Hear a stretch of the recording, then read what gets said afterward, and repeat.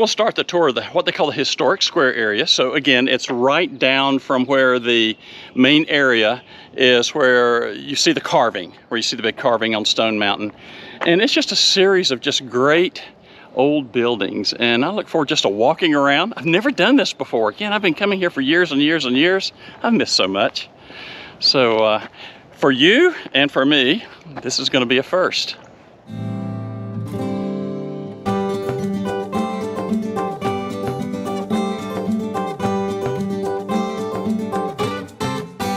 When you come to the welcome for the historic square, just go right on inside. And to take the tour is $16, and I think that's a bargain to be able to get all the history. There is a lot. Let's think about this. It's buildings and houses and things like that, but every one has a story. And we'll start here. We just came out of this location here. This is called the J.J. Maddox General Store. That's right here. The number 1, and we're headed over to the Allen House. Now, look at these grounds. This is so, okay, this is very southern, or if you're from the deep south, it's very southern. And look at these old magnolias, and you can tell when these beautiful old magnolias, oh, we probably missed by about 2 weeks, 3 weeks, full bloom. And you can always tell the old southern style, where they didn't trim the bottoms and they let them lay low. Look at this. And this is so classic, you know, so classic of seeing these big old magnolias. And then of course, anytime you had a walk, you had the tree lined area. So we're going to the Allen House. I think most of these are open. And the good thing about it is we've got a little piece of history about each one of these. So this is a federal style home. You can look at that for all you architecture buffs. And the house dates around 1845, when James Polk was president. And Byron Allen was a cotton grower and a local merchant from Cartersville. So Cartersville is just right up the road a little ways. A lot of these homes, some of these homes were brought down for this area to view. So let's walk inside and just see what life was like back during that period. I understand there's a lot of real interesting artifacts in some of these buildings.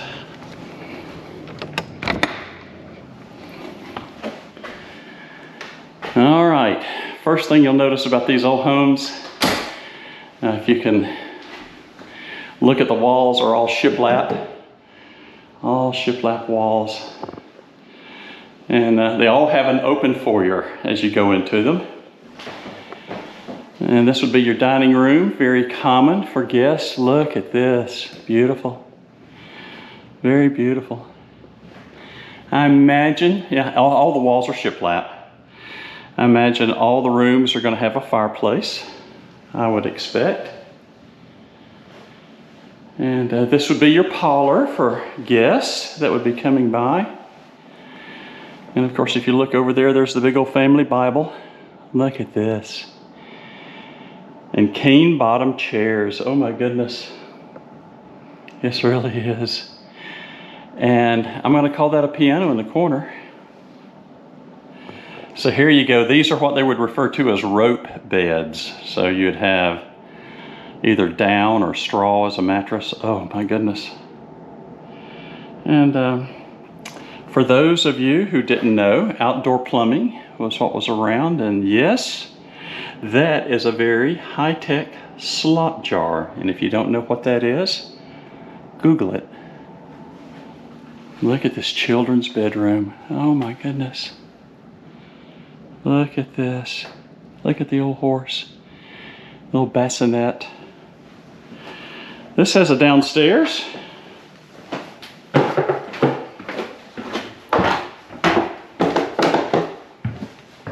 And imagine this is the kitchen. And I'm not sure if they were doing cooking in here. Oh my goodness, they had a loom room. Look at this. Now the temperature down here is unbelievably cool for a July day.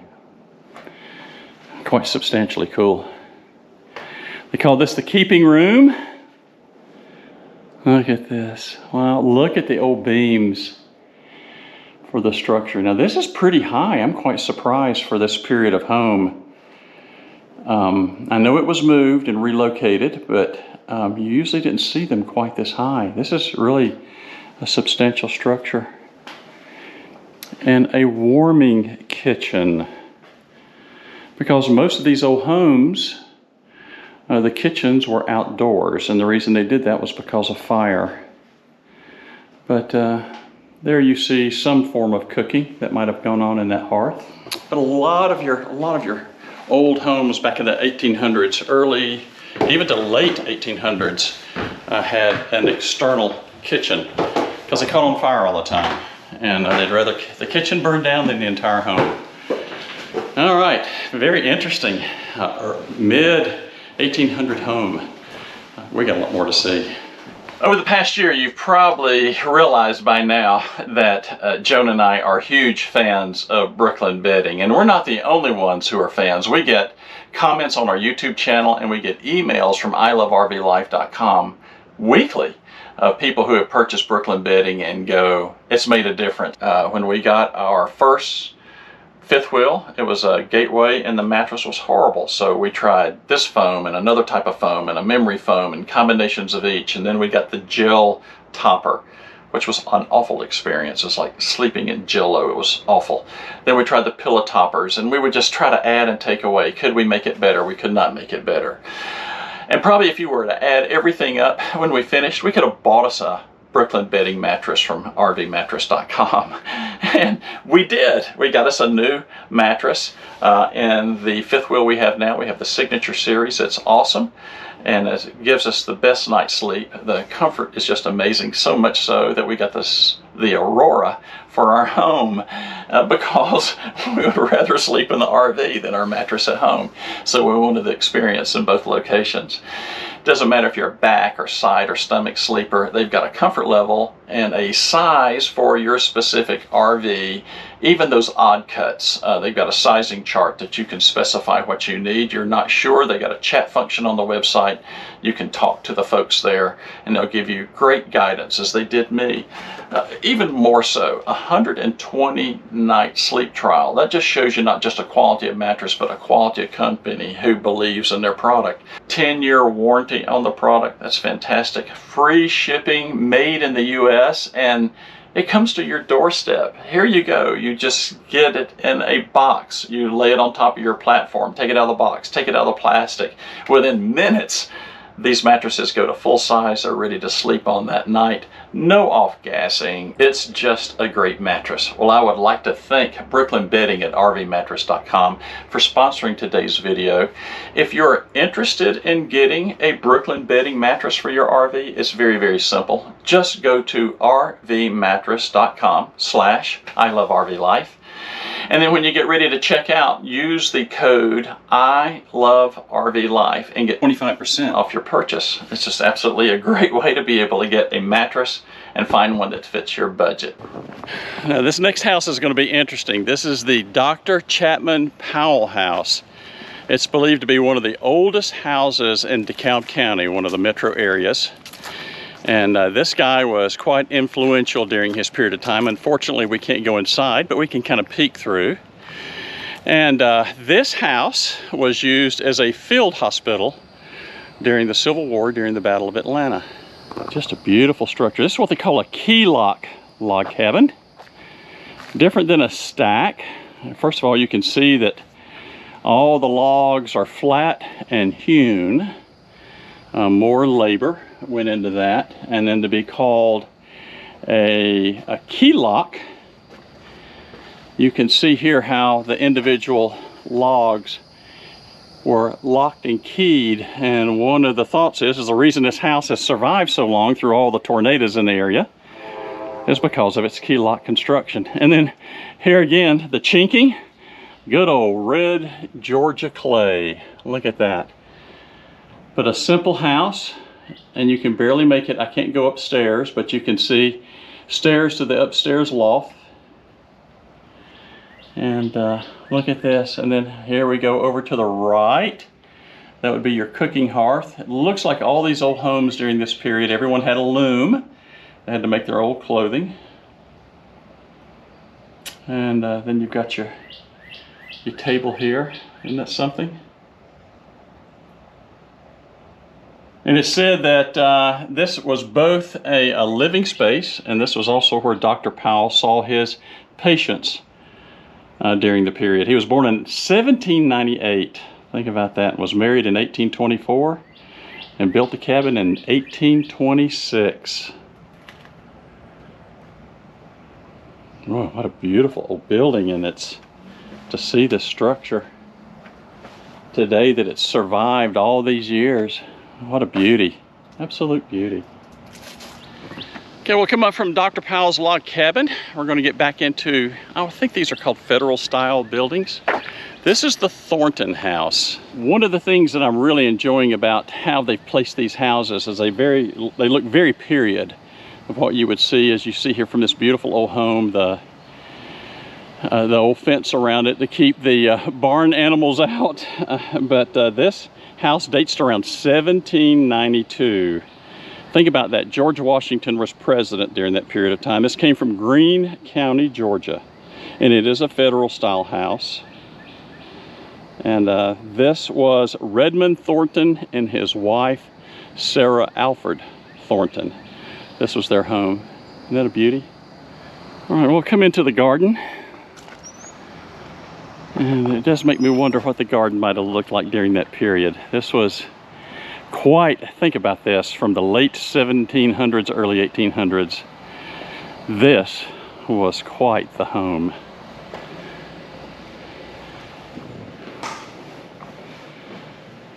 Oh, look at this. Again, you've got your parlor here to greet guests.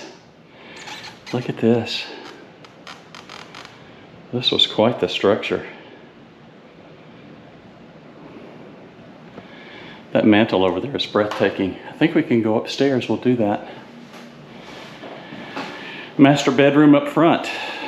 None of them were upstairs. Interesting. Again, the old rope bed. And the canopy above. And every room is going to have a fireplace. It does get cold in North Georgia. Your dining facility in the back. And I imagine by all the houses during this period, all your kitchens are going to be outside. And I would guess, we'll see if it's back here. I doubt that it is. It would have probably been located back here through these double doors somewhere. Would have been outdoors. And let's see what we have upstairs. This would have probably either been guest or children bedrooms. Boys' bedroom. Look at this. Now the boys didn't get a fireplace. They just had to pile the quilts on. And this would have been the girls' bedroom. This one had a fireplace. They didn't want the girls to be cold. Look how high the beds are off the ground, so they wouldn't be high. Again, we're seeing all this construction here of these homes. It's all shiplap. There's no such thing as plaster during that period, or at least they didn't use it if it was existent. But most of these stately homes are shiplap, but they still didn't cut the corners as far as adding pretty architectural elements. So that's even shiplap down there under the cornice. And then they painted the judges' panels on them. Oh, how creative. Now this area is closed for restoration. So this would have been, you know, a number of different things over here. The barnyard, so many other things that were here. There's the coach's house, if you see there, with the two large doors on the front. That's where they would have kept the riding coaches that would have had there. And of course they got the old barns. Looks like that was probably an old blacksmith facility there. Oh, here we go. There's the entrance to the coach house here. And everyone during that period had a smokehouse. I'm from the mountains of Virginia, and all my relatives had smokehouses to make some incredible Virginia ham. 2- and 3-year-old salt-cured smoked hams. Oh my goodness. Brings back memories. So we'll be going over to this house in just a moment, but I can't walk away without showing you this. Some people referred to as the necessary house. or the privy. But let's see how fancy this one is. This is a 4-holer. Well, you know, sometimes it's necessary. All right, let's see what else we have here on the grounds. We're going to go into one of the larger homes in just a moment, but here's the interesting thing about this one. We're going to actually get to see some of the pieces and parts of life on the outside, and I hope we're able to go see some of the insides. I mentioned that many of your homes, the kitchens were on the outside. They also called them cookhouses. And I think this is one that we can go in and see. This one, here we go. Oh yeah. It'll be just a tad dark in here. I think it'll adjust. So this would be the kitchen area.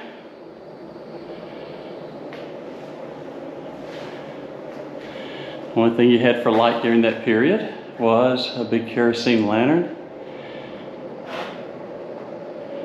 And these is another loom room for making clothing. And this is probably a prep room. Oh, this is eating.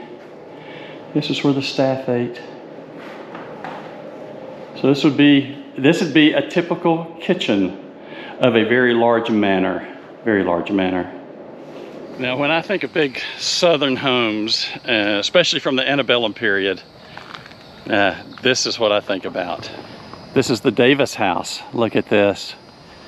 The style of this is what you would call, I think they call this a neoclassical, with the big columns and the winding stairways. And this is really something. 2 entrances. The formal upstairs. Look at this. What a beauty. 14 rooms, over 6,000 square feet. This came out of Calhoun County, Georgia. Isn't this something? So this home actually came outside of Albany, Georgia, which would have been the southern part of the state. In the 1860s, Charles and Agnes Davis lived here with their 7 children and his half-brother. Old hammered railing. Look at this. Oh, look at these doors. Probably 10 feet tall. Let's see if we can go inside. We can.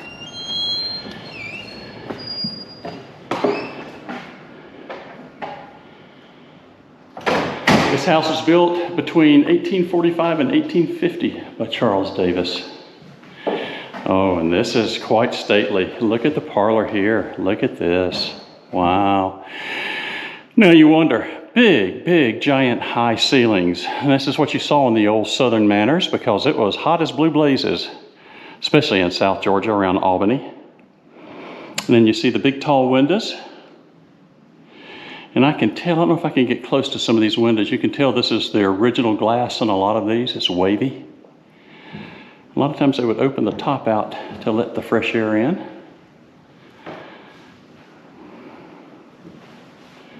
Here's the study. Look at this.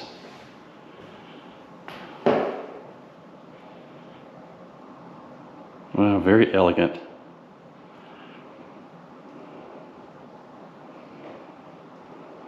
Very elegant. These are original leather winged chairs, this red leather. They date back to 1850. And an old drop secretary. I have my mother's. Look at that. This chair and the desk, they have dated it, and it is just, oh, I wish I could get a close of it for you. What a beautiful piece of furniture. Dates back to 1760. What a place. Look at the archways, and they had a music room. Oh, quite the sophisticants. Look at this. Place for tea and the harp. See what else we can see back here. This would have been dining next to the music room. How about that? Look how brightly lit this is compared to everything else that we've seen. The big windows and the big hearth. This is formal dining. We can't go upstairs, but we still have plenty to see here.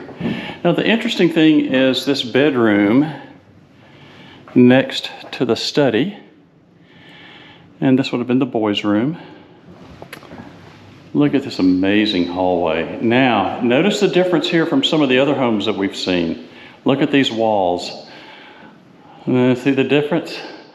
We're seeing plaster in these very stately manners. You're not seeing the shiplap. Look at this. Master bedroom.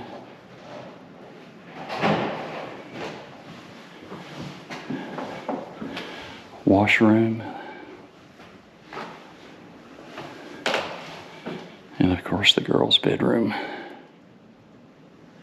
Coming out of this giant Davis house, think about this, 1856. Wow, what an incredible building. And of course you had something like this, they always would have you know, a massive garden for something like this. Now, I wasn't able to go downstairs. That's closed off. That's okay, and I don't think we can go into the garden here. It's going to be closed off, but I can kind of give you an idea of what it looks like here from a standpoint. It's a little grown up, but there's some things here. You can see the big well here in the center, which you would expect in a garden. And I do have some things growing in here. I see corn, I see squash, I see a lot of other things, lots of flowers. And of course there, I took you there earlier, right off to the side is the cooking kitchen, as you would expect, on the back of the garden. Very, very large garden. As we leave the garden and we come to the back side of the house, I just have to show you this. I think this is ironic. So this came out of South Georgia, but what do we see over here in the back? The view of Stone Mountain, which would even be greater from the back porch here. And you can see the trees have grown up a little bit, but the carvings would be over there as well. What a view, what a place. What a place, and look at the yard out there. Back in the day, that would have been something totally different from that period. But look at that, what a beautiful view, stunning. Okay, look at that back view. Isn't that incredible? All right, more to see. Okay, ladies, we leave the Davis house. I'll show you this. This is what they refer to as the bride's cottage. This is available for rental, for special events. And if you put two and two together with the bride's cottage, I think you're guessing by now what this is going to be for. This is going to be some kind of pretty. So we'll go through this entrance here. Look at this. Can you see the brides coming out of this? Look at these stunning grounds. And this is beautiful. Look at the gazebo. And the beautiful flowers. Oh, what a pretty, pretty place. Isn't this something? This is gorgeous.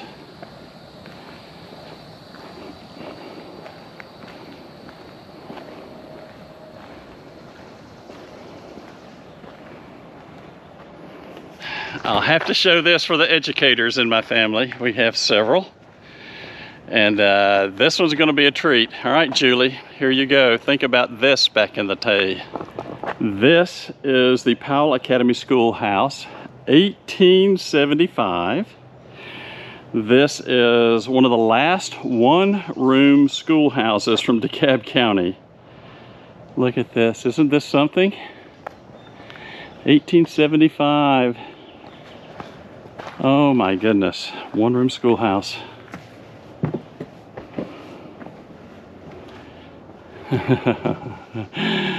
You've got your benches here.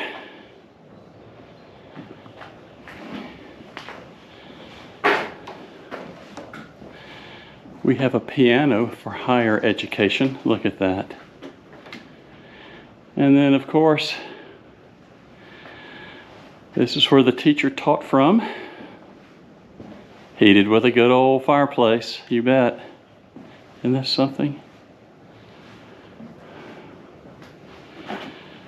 And the school kids would have been sitting on benches. Look at that. Well, this was a fantastic experience, being able to see all these old buildings from the, the early 1800s and up into the early 1900s. Everything from old log cabins during the early foundation of the state, and then seeing some of the stately manors that existed, everything from the Federal House to the neoclassicals from down in South Georgia that were moved up here. I find that just absolutely amazing. And what's equally amazing is being able to go inside and tour those. That's very, very difficult to do nowadays. What few are left are private, and you just don't see many of these in a public environment any longer. So if you come up to Stone Mountain, I hope you'll take the opportunity to come here to the historic square. And if you like this type of content, give me a thumbs up, and I'll try my best to find more as we travel around in our RV. And if you haven't subscribed, would you do so? I'd love to have you as a subscriber, and hit that little bell as new content pops up. I'll be glad to share that with you. I love doing these tours. I love seeing the history of the United States. And you are absolutely right. I love RV life. As a doer tour, what a pretty thing you are. Are you going to let me give you just a little short head rub there? Huh? I'm going to move slow. There you are, sweetness. Yes, aren't you? Nope. Nope. A little bit of a trust factor there. And then there's this fella here, old Tom. I see you. I'm not going to mess with you.